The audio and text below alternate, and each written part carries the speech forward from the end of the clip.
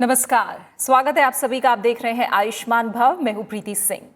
दुनिया भर में लगभग सभी देश कोरोना वायरस की वैक्सीन को लेकर शोध में लगे हुए हैं। रोज कोरोना वैक्सीन को लेकर अच्छी खबरें भी आ रही हैं। ब्रिटेन में तो लोगों को ये वैक्सीन लगानी भी शुरू की जा चुकी है। भारत में भी वैक्सीन को लेकर उल्टी गिनती शुरू हो गई है और ये बहुत जल्द उपलब्ध हो सकती है। आखिर क्यों जरूरी है कोरोना महामारी को खत्म करने के लिए वैक्सीन? वैक्सीन कैसे काम करेगी और क्या सभी को वैक्सीन लगाना जरूरी होगा? इन्हीं सब तमाम पहलुओं पर आज हम आयुष्मान भव में चर्चा करेंगे और हमारे साथ दो खास मेहमान इस चर्चा में जुड़ रहे हैं। हमारे साथ वायरोलॉजी आईसीएमआर नारी की प्रमुख डॉक्टर स्मिता कुलकर्णी जुड़ी हुई हैं। साथ ही हमारे साथ वायरोलॉजी विभाग ILBS में प्रोफेसर डॉक्टर एकता गुप्ता भी जुड़ी हुई हैं। आप दोनों मेहमानों का बहुत बहुत शुक्रिया आयुष्मान भव में जुड़ने के लिए। तो ब्रिटेन कोविड-19 वैक्सीन को मंजूरी देने वाला दुनिया का पहला देश बन गया है और इसी के साथ दूसरे देशों में भी जल्द वैक्सीन को लेकर उम्मीदें काफी बढ़ गई हैं। लेकिन महत्वपूर्ण सवाल यह है कि महामारी को नियंत्रित करने के लिए कितने लोगों का टीकाकरण किया जाना चाहिए।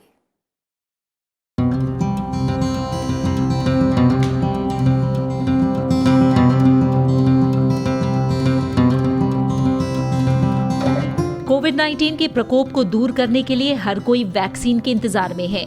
इस बीच ब्रिटेन कोविड-19 वैक्सीन को मंजूरी देने वाला दुनिया का पहला देश बन गया है।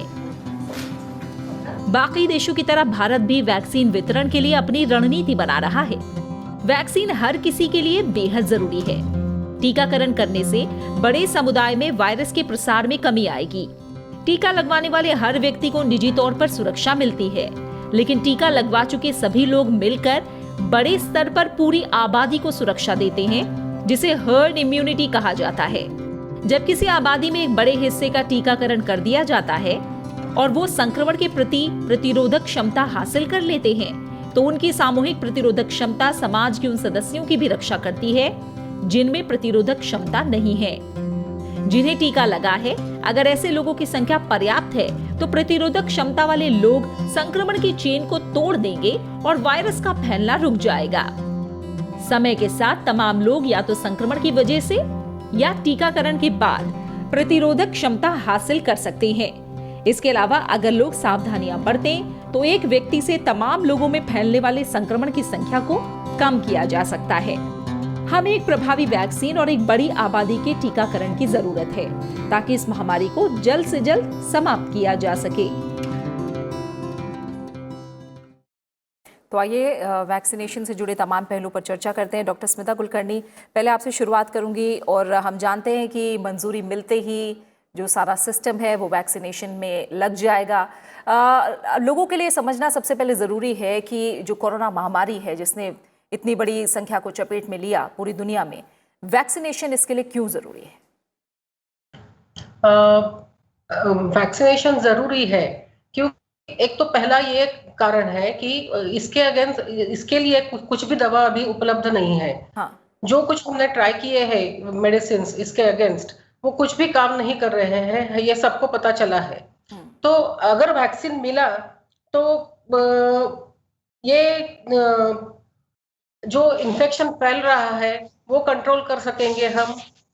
एक बार वैक्सीनेशन होने के बाद वो दूसरे लोगों को ट्रांसमिट नहीं होने वाला है और ये बहुत इम्पोर्टेंट पब्लिक हेल्थ स्ट्रेटजी है। इसीलिए वैक्सीनेशन करना बहुत ज्यादा संख्या में जरूरी है।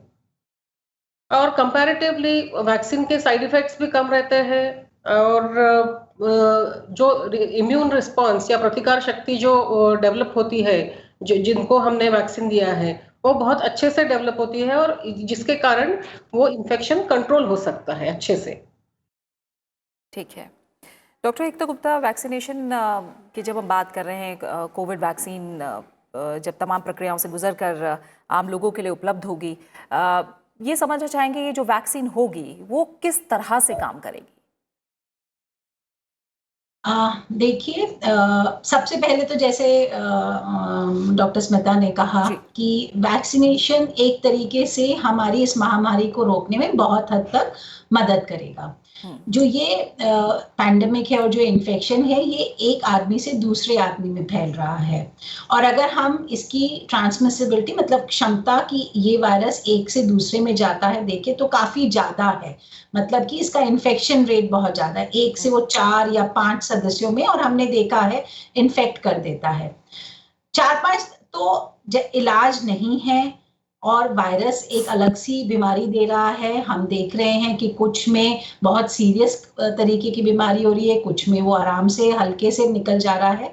तो इलाज, समय पे दवाई देना जो इन्फेक्शन को रोके, ये अभी काफी हद तक हमें इसमें सक्सेस नहीं मिली है। वैक्सीन से क्या होगा कि जो एक दूसरे से फैला रहे हैं बीमारी, और स्पेशली उन लोगों में जिनमें की कोई कोमॉर्बिडिटी, मतलब कि उनका शरीर पहले से ही थोड़ा सा कमजोर है, या जो बहुत उम्र के लोग हैं जिनमें कि हमें ज्यादा मोर्टेलिटी दिख रही है, इन सब के अंदर इस वायरस का ट्रांसमिशन थोड़ा कम, उनसे नहीं स्प्रेड करेगा।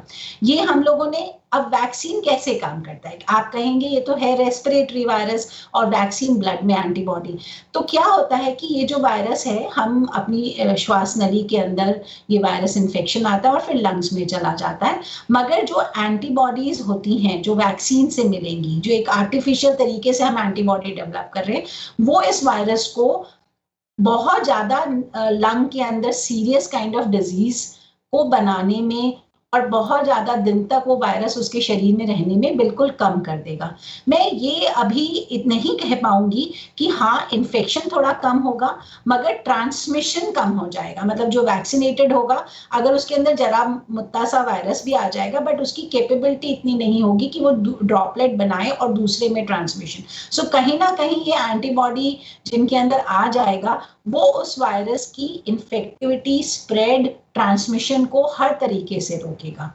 तो जो अभी सरकार का जिस तरीके से मुद्दा है कि जो हाई रिस्क ग्रुप है, जैसे हेल्थ केयर वर्कर्स हैं या जिनको कोई और छोटी बीमारी है, उन सब में जहां पे हमें लग रहा है कि हमारी जान का नुकसान हो रहा है, सीरियस डिजीज आ रही है, एटलीस्ट वो चीज तो रुक जाएगी। एक दूसरा, जो एक यंग जनरेशन हमारी बहुत सारी काम करने में नहीं निकल पा रही, कुछ ऐसे जिनको बाहर निकल के काम करना है और डर के मारे, या लोगों के हैंड हाइजीन और प्रिवेंशन तो है, मगर इससे कॉन्फिडेंस आएगा तो आपकी इकोनॉमी भी सरवाइव करेगी, लोग काम पे निकल पाएंगे। तो वैक्सीन के बहुमुख फायदे होंगे।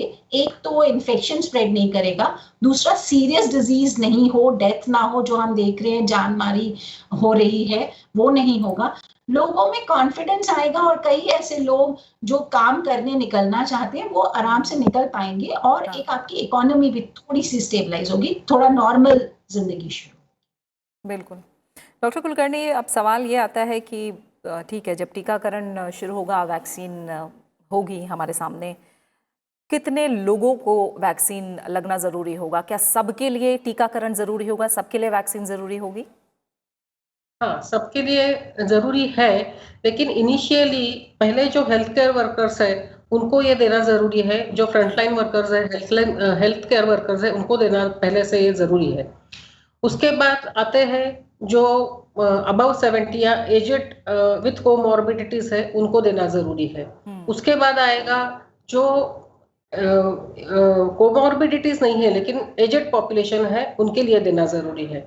सो एक और उसके सबसे लास्ट में जो यंग जनरेशन है उनको देना चाहिए। ठीक है। इस पे डॉक्टर गुप्ता, क्योंकि इस पे थोड़ी बहस भी है, इस पे अलग अलग राय भी हैं, क्या सबके लिए टीकाकरण जरूरी है? वैक्सीन सबके लिए जरूरी होनी चाहिए ताकि महामारी को कंट्रोल किया जाए? देखिए, अगर आपको महामारी को कंट्रोल करना है तो एक कुछ लिमिटेड टाइम में आपको सबको ही वैक्सीनेट करना पड़ेगा। जो हम कह रहे हैं कि बिल्कुल ही इसका हर्ड इम्यूनिटी बनाना, तो आपको एक काफी परसेंटेज ऑफ पॉपुलेशन को वैक्सीनेट करना बहुत जरूरी है। हाँ, अपना रिसोर्स और कौन रिस्क पे देखते हुए गवर्नमेंट ने एक स्ट्रैटेजी बनाई है, जैसे कि डॉक्टर स्मिता ने बताया, मगर करना बहुत जरूरी होगा, नहीं तो कहीं ना कहीं फिर वो इन्फेक्शन रहेगा, परसिस्टेंस रहेगी। तो हमको एक लार्ज स्केल वैक्सीनेशन करना जरूरी है और करा भी जाना चाहिए। जो डिबेट की आप बात कर रहे हैं, लोगों के मन में शंका है कि ये हाँ। जरूरी है नहीं है, मेरे हिसाब से इसके साइड अगर आप दो पलड़े में रखें कि साइड इफेक्ट और फायदे, तो साइड इफेक्ट जो है ये किस बीमारी में नहीं है। ये तो आप जो पानी पीते हैं, जो दूध पीते हैं, तो फूड एडल्टरेशन और उन सब के भी बहुत सारे साइड इफेक्ट हैं, जो लॉन्ग टर्म साइड इफेक्ट्स की हम बात करते हैं हर चीज। तो ये वैक्सीन जिस तरीके की निकल के आई है, कई अभी चलो हजारों की तादाद में ही करा गया है, मिलियंस में नहीं किया गया है, बट उसके कुछ साइड इफेक्ट्स मिले हैं वर्सेस जो हमारा लॉस हो रहा है, जिस वजह से हमारा हर इकोनॉमी एक स्टैंड स्टिल हो गई, उसके फायदे कुछ ज्यादा हैं। ये डिसीजन लिया गया है, बहुत बहुत कमिटीज, बहुत बहुत ब्रेनस्टॉर्मिंग, बहुत बहुत बड़े लोगों ने इस पे विचारधारा करी है और अंत में यही निष्कर्ष निकाला है कि वैक्सीन, और आप देख रहे हैं कि कंट्रीज ने स्टार्ट कर दिया है। तो जैसे मैं आपको बता रही हूँ, अगर दोनों चीज को आप मेजर करें कि भाई साइड इफेक्ट वर्सेस इसके बेनिफिट्स, तो बेनिफिट्स ज्यादा हैं, जिस वजह से हमको ये वैक्सीन को लगाना बहुत जरूरी है, सभी को लगाना बहुत जरूरी है, क्योंकि ultimately person to person transmission है इसमें। उसको रोकने के लिए आपको जितनी जल्दी जितनी ज्यादा लोगों को कराया जाए, वो सरकार अपनी क्षमता के हिसाब से स्ट्रैटेजीज बनाएगी, तभी हम इसको 100% ट्रांसमिशन को स्टॉप कर सकते पाएंगे। ठीक है। और डॉक्टर कुलकर्णी, जैसे ब्रिटेन में अब लोगों को वैक्सीन लगनी शुरू हो गई है, भारत में भी इंतज़ार है, अलग अलग चरणों में कई वैक्सीन हैं जो इस समय ट्रायल में हैं। थोड़ा सा मुझे बताइए कि भारत में वैक्सीन को लेकर जो अभी ट्रायल चल रहे हैं, किन किन चरणों में वो हैं, और उम्मीद की अगर बात करें तो कब तक उम्मीद लगाई जाए कि वैक्सीन लोगों के लिए उपलब्ध होगी? भारत में ऑलमोस्ट 3 या 4 ट्रायल्स जो है वो फेज 2, फेज 3 फेज में है अभी, जिसमें थाउजेंड्स में लोग वैक्सीनेट किए जाएंगे और उनका इंटरिम एनालिसिस जो कुछ यहाँ का नहीं लेकिन बाहर का आ रहा है और उनके बहुत अच्छे रिजल्ट्स आ रहे हैं। Most of the vaccines are found to are safe and they are means they are giving good protection against the disease. तो एक जो है वो है ऑक्सफोर्ड की जो ट्रायल है, जेरोक्स वैक्सीन ट्रायल, जिसे हम यहाँ पे कोविशील्ड बोलते हैं। तो वो उसका वैक्सीनेशन शुरू हो गया है। वो फेज 3 ट्रायल है, फेज 2 या फेज 3 ट्रायल बोलते हैं हम उसे। उसके बाद नोवोवैक्स जो वैक्सीन है उसका वो भी सीरम इंस्टीट्यूट का वैक्सीन है, पहला भी सीरम इंस्टीट्यूट का वैक्सीन है। उसकी ट्रायल थोड़ी अभी शुरू होने में थोड़ा टाइम है अभी भी। तीसरी जो ट्रायल है वो भारत बायोटेक की जिन्होंने इनएक्टिवेटेड वैक्सीन है जो वो शुरू हो गई है, लेकिन अभी भी रिजल्ट्स उसके आए नहीं हैं। ये स्पुतनिक जो है रशियन वैक्सीन है वो शुरू होने वाली है ट्रायल, उसके कुछ अप्रूवल्स बाकी है। ये बाकी जो भारत बायोटेक का जो वैक्सीन है वो ही सिर्फ इनएक्टिवेटेड वैक्सीन है, लेकिन बाकी जो 3 वैक्सीन है ये रिकॉम्बिनेंट वैक्सीन है, जिसमें स्पाइक प्रोटीन रहता है वायरस का, जो एंटीबॉडी प्रोडक्शन के लिए बहुत यूजफुल है। वो उन्होंने उसमें रिकॉम्बिनेशन किया है एडेनो वायरस वेक्टर में, और वो दिया जाएगा सबको, और उससे बहुत ज्यादा अच्छा इम्यून रिस्पॉन्स एक्सपेक्ट कर रहे हैं सब। ठीक है। तो ये 3-4 वैक्सीन अभी रेस में भारत में है। जी जी जी। डॉक्टर गुप्ता, वैक्सीन अगर लग गई है, मान लीजिए जिन्हें लगाई जा रही है उन्हें वैक्सीन लग गई है, तो क्या ये माना जाए कि 100% हम एक तरह से कहें कि इम्यूनिटी उसके अंदर आ गई है इस वायरस के खिलाफ, ये माना जाए? और क्या इसके बाद क्या मान लीजिए किसी को वैक्सीन लग गई है तो उसे क्या मास्क पहनना और जो हम सोशल डिस्टेंसिंग की बात करते हैं, क्या इनसे वो निश्चिंत हो सकता है? किस तरह से आगे काम करेगा ये? हाँ, ये आपने बहुत ही अच्छा और इम्पोर्टेंट सवाल किया है। देखिए, वैक्सीन की जो एफिकेसी है ये कुछ लोगों में अभी देखी गई है, जो 90% 90 के करीब बताते हैं, 70-80। वैक्सीन के बाद आपका 2 से 3 महीने लगेगा एक एंटीबॉडी टाइटर। अब वैक्सीन लगी, मेरे शरीर में उस मात्रा के एंटीबॉडी बने नहीं बने, ये एक असेसमेंट करा जाएगा। तो 2 से 3 महीने लगते ही हैं किसी भी वैक्सीन के रिस्पॉन्स को आने में। अब वो एंटीबॉडी टाइटर जो मैंने कहा कि वो री इन्फेक्शन को प्रिवेंट करेगा या सिवियर डिजीज को प्रिवेंट करेगा, ये भी लोगों को देखना है और देखा है। तो जो अभी इंपॉर्टेंट एस्पेक्ट है जो हमारे ट्रायल्स और उसमें भी स्ट्रैटेजी है, दैट हम एंटीबॉडी लेवल और 1 डोज से आएगा या 2 डोज से आएगा, ये भी देखना बहुत इंपॉर्टेंट है।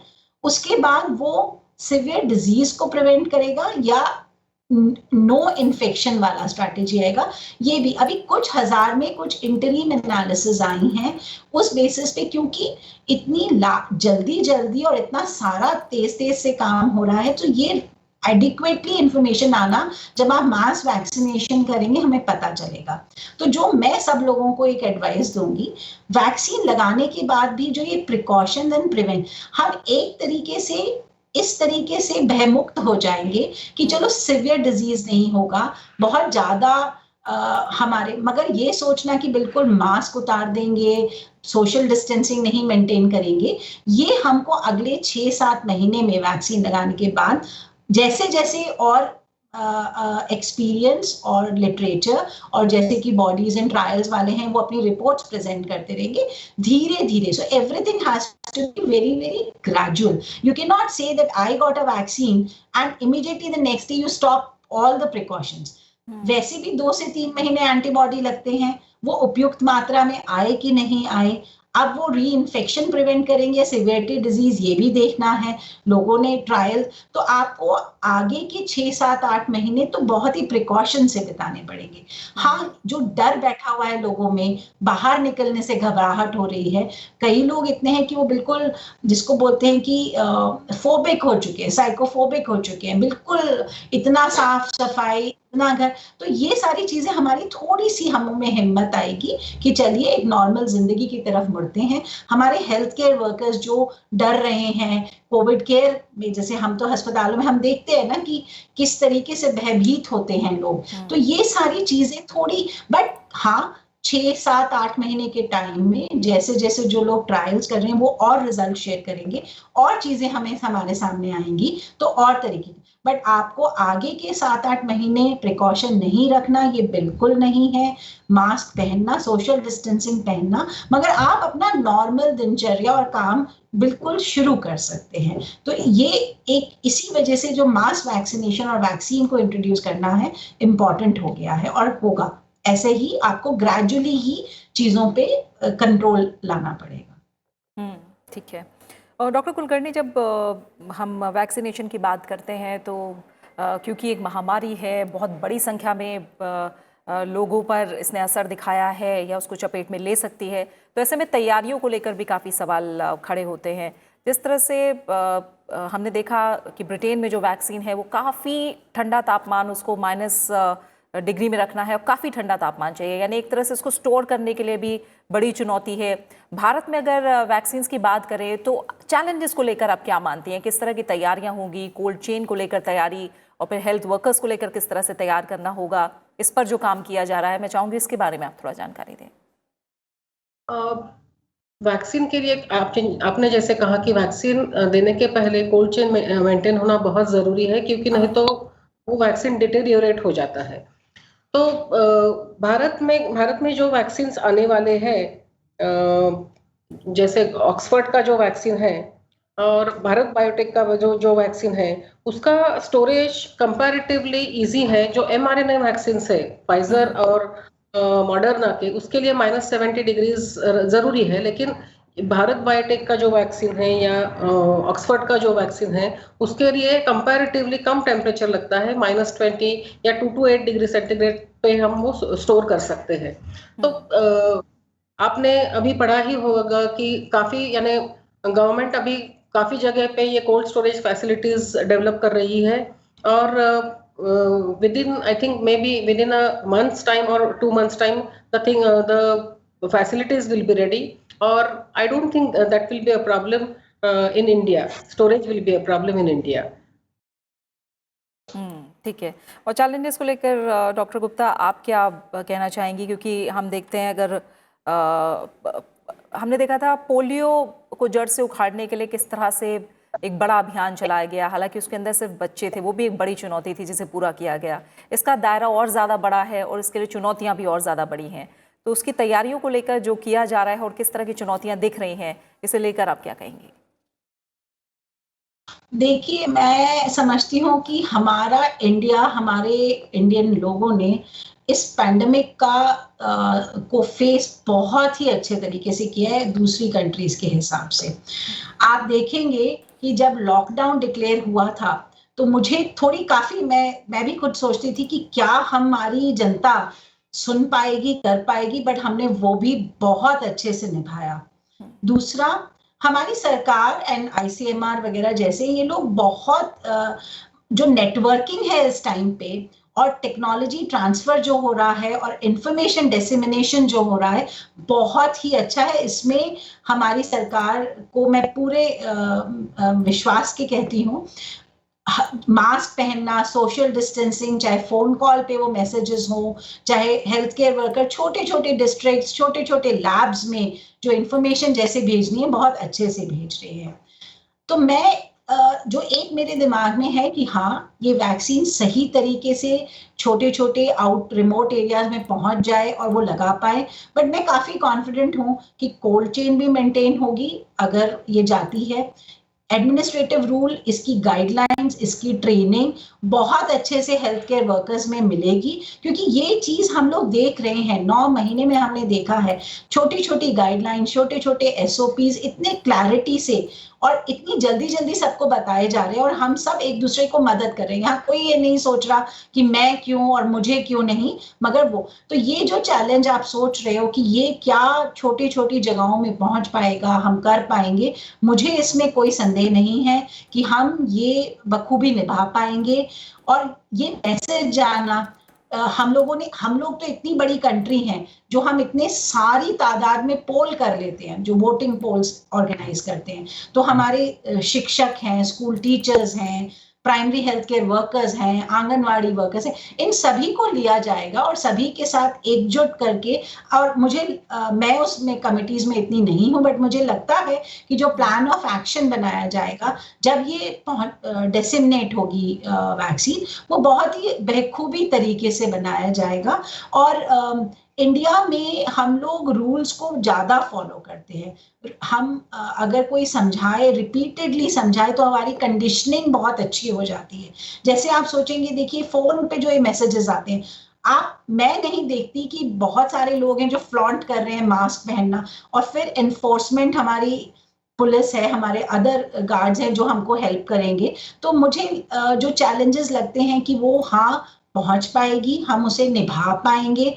पॉपुलेशन बहुत ज्यादा है, ये एक चैलेंज है, बट मुझे ऐसे लगता है कि जैसे डोर टू डोर अभी हमने टेस्टिंग को कितना स्केल में बढ़ा दिया, जो हमें नहीं लगता था कि हम ये कर पाएंगे, बट ये हम कर रहे हैं। सो ऐसी vaccination, I think we will be able to face all the challenges which are at field, which we have foreseen.